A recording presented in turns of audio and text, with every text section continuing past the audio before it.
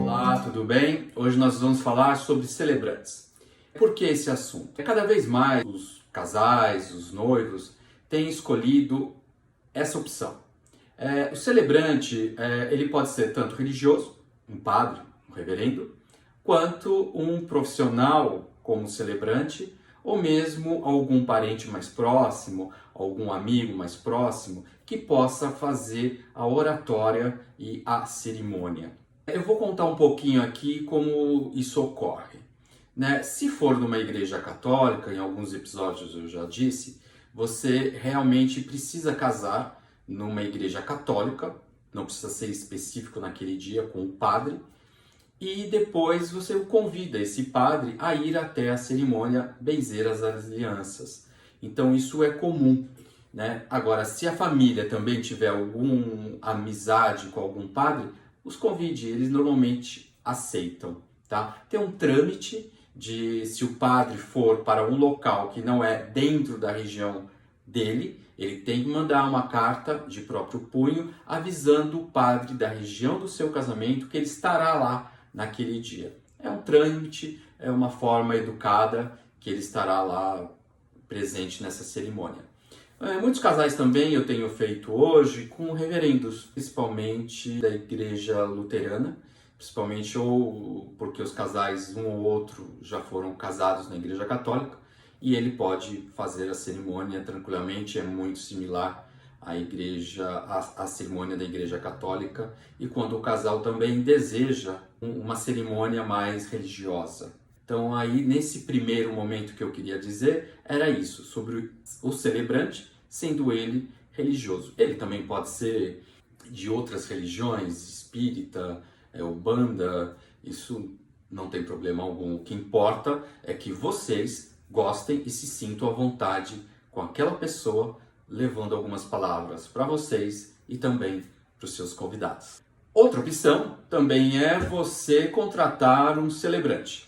Hoje há até agências que possuem várias pessoas, com vários e devidos perfis que vocês desejam.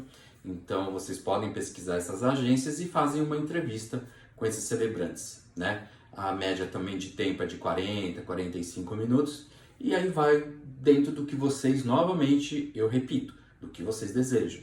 Então há agências de celebrantes e há também profissionais liberais específicos que possam fazer sua cerimônia, desde uma poetisa, uma contadora de história, um coaching, um professor de yoga, um numerólogo, um astrólogo, um de energia. Então, há vários profissionais dessa área.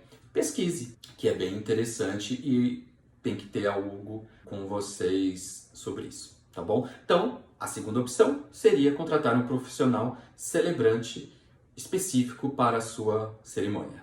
Outra opção que muitos casais têm feito é convidar um amigo, um primo, um parente mais próximo que já tenha o dom da oratória e que possa fazer a cerimônia para vocês, né? Ele vai contar um pouquinho a história, ele vai falar, vai ter um roteiro, lógico, um script, para ele falar assim: bom dia, né? Eu sou o Juarez, eu vou celebrar aqui, se apresentar, e é muito interessante. Alguns casais até escolhem alguém de preferência do noivo e o outro da noiva, ou se tiver um amigo em comum, pode ser uma só pessoa. E é ele que vai conduzir a cerimônia. Além do discurso dele, das palavras dele, ele que vai dar o tom da entrada, né? Entra a música, entra os padrinhos, a aliança, o beijo, os cumprimentos, e isso é muito importante, ter um afinamento com o seu assessor.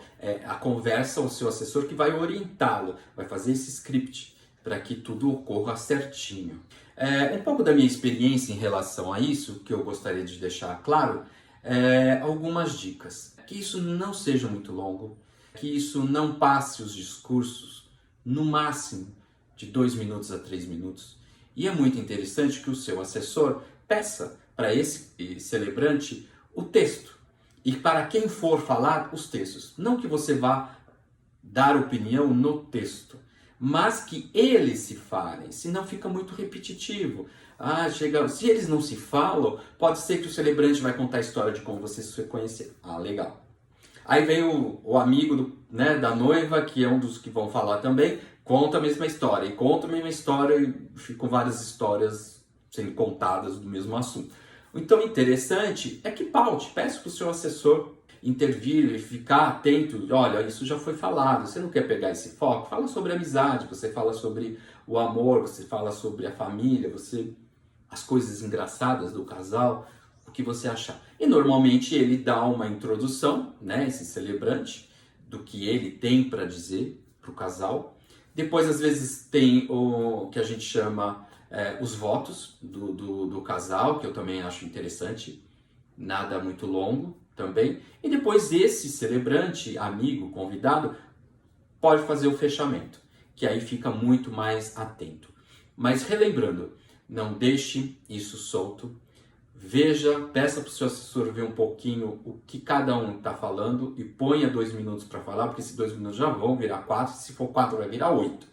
Então fique atento, fique muito cansativo. Não se alongue de homenagens e tal, porque não pode passar a cerimônia de 40, 45 minutos, fica cansativo, ninguém desprende a atenção e essa é a minha experiência.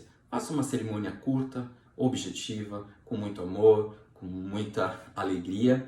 E também eu deixo aqui nesse final de episódio o meu convite, que no dia 6, agora, terça-feira, estarei com a terapeuta Clarice Indar, que falar sobre constelação familiar. É sobre isso, preparar vocês para isso, para esse momento. É algo que eu quero, desse ano para frente, falar muito para os casais. Leiam, falem sobre o casamento, se orientem, tá bom?